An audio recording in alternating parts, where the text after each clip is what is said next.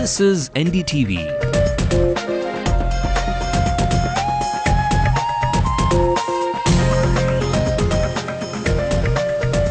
And you're watching NDTV Hindu.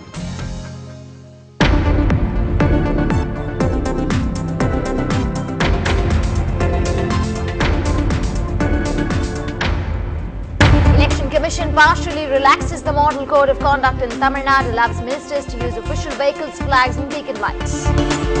Puducherry Governor's office denies reports of allotting land to the Governor Iqbal Singh for setting up a medical college.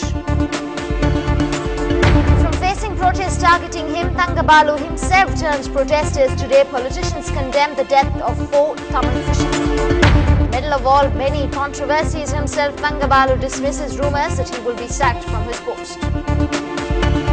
Not bothered about my presidency. I am bothered about my party and my leader. My party leader is supreme. Whatever my leader says, I follow. Tamanna lands a soap company in Soup. Madras High Court grants interim stay for the ads telecast featuring actor Tamanna. The soap company is yet to respond. People protest against the proposed demolition of a church at Moolakadai for a flyover project. The church is over 2 decades old. And rain stops play between Kochi and Tuskers and Chennai Super Kings. You're watching Late Night News with me, Divya. Let's take a look at the news making national headlines. Civil rights activist Binayak Sen is released from the Raipur jail. Chhattisgarh court asks Binayak to appear for all hearings. As the Bengal elections get underway, Buddhade Bhattacharya shares his government's biggest mistakes to NDTV. A bitter battle within the Lokpal panel. Anna Hazare writes to Sonia Gandhi attacking panel members couple Sibyl and Digvijay Singh. 10-year-old boy allegedly beaten to death by his employer in Delhi. Other children recount their horror. As the condition worsens, doctors decide to move Arunima to Delhi for treatment. Ministers race to visit her. Passengers of the Mumbai-Delhi Rajdhani arrive in Delhi after their miraculous escape early this morning. After wooing fans in the capital, Akon travels down south, performs in Bangalore. Fans enjoy his biggest hits. In a reprieve of sorts for politicians who have been under the strict vigil of the Election Commission, a few relaxations have come in. The EC has partially relaxed the model code of conduct in Tamil Nadu. The relaxations allow state ministers to use official vehicles, flags and beacon lights, but they cannot enter the counting centre locations in their vehicles. Ministers are not allowed to review the work of the police or revenue officers or any other election official. While use of government guest houses by ministers is allowed until May 10th, the guest houses should be reserved for Election Commission's observers from May 11th to 15th. Floating tenders for approved works is allowed, but that also needs permission of the Election Commission. Local bodies are allowed to convene meetings and take decisions.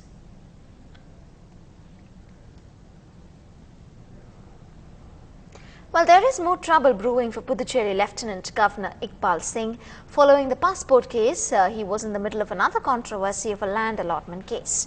However, the Puducherry Chief Minister's office has denied reports of allotment of land to the governor for setting up of a medical college in the Union Territory. The Chief Minister maintained that the allegations and the timing clearly had a political agenda. Already under suspicion for his alleged links with the tax evader Hassan Ali, Iqbal Singh says he is ready to resign from his post if asked to, and that he is ready to face questioning.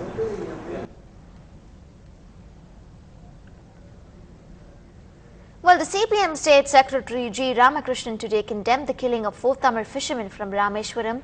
He said it is the duty of the central government to order a probe into the killing of 4 fishermen, and that both the state and the centre should provide adequate protection for the fishermen, as such killings have been reported quite often.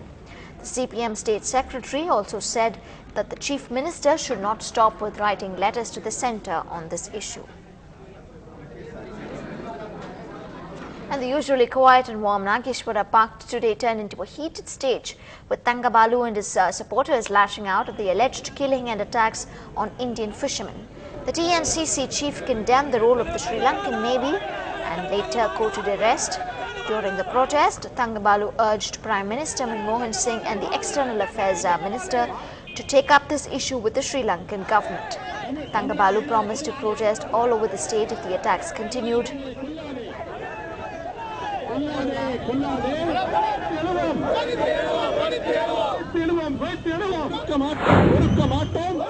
I am not carrying out anything against central leadership. I am following the rules of the game. So it is my duty to demand my party government also to support Tamils in Tamil Nadu. So why streets to ask this? I am telling you, this agitation is against Sri Lankan government.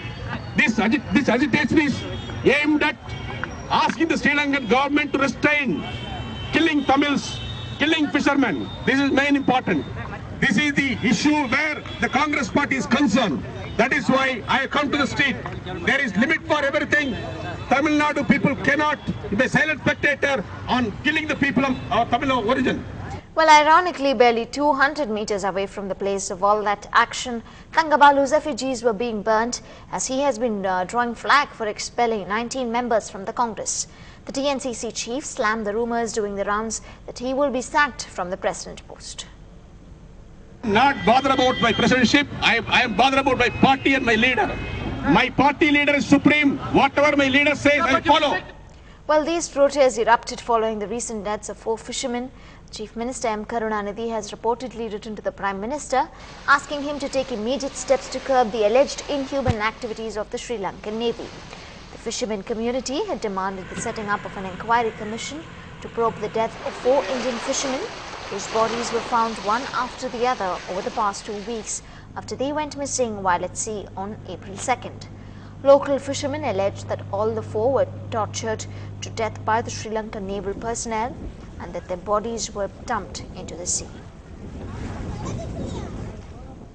Moving on, the Madras High Court today granted interim stay for the advertisements featuring actor Tamanna. The actor today filed a petition claiming that the advertisement is telecast even after the contract period with the advertisers was over. She entered the contract in October 2008 and it was a 1-year contract with a popular soap company. Tamanna has demanded ₹1 crore from the company for this violation as damages. NDTV Hindu approached the soap company, but they are yet to respond. The product is concerned, the company continue to use their name is concerned, and the same profile have been projected, issued the notices several times. They disobeyed the notices. Despite that, so we have filed the case now. In the case now, the injunction has been granted, stating that they should not use the profile of that Tamanna actress. Till 18/6 it is being granted. On their presence, it will be reviewed how to be proceeded with. Moving on, people today protested against the proposed demolition of a church at Mulakadai in North Chennai for a flyover project. The CMDA has sent a notice to the CSI church at Mulakadai, which is over 2 decades old, on the proposed acquisition of the land belonging to the church. The people associated with the church have started protest against the proposed demolition. They alleged that the demolition would also affect a school adjoining this church. While the MDMK General Secretary Vaiko and 2 of his associates will participate in the second round of investigations at the Sterlite copper plant at Thoothukudi, which is to be carried out by the NERI team from Tuesday to Saturday this week. On the directions of the Supreme Court, experts from the National Environmental Engineering Research Institute inspected the plant, which is reportedly causing high pollution to the nearby environment. MDMK Chief Vaiko will be accompanying NERI in his capacity of being a petitioner in this case. Still ahead, on the eve of West Bengal polls, the Chief Minister gets candid to NDTV, spelling out his mistakes.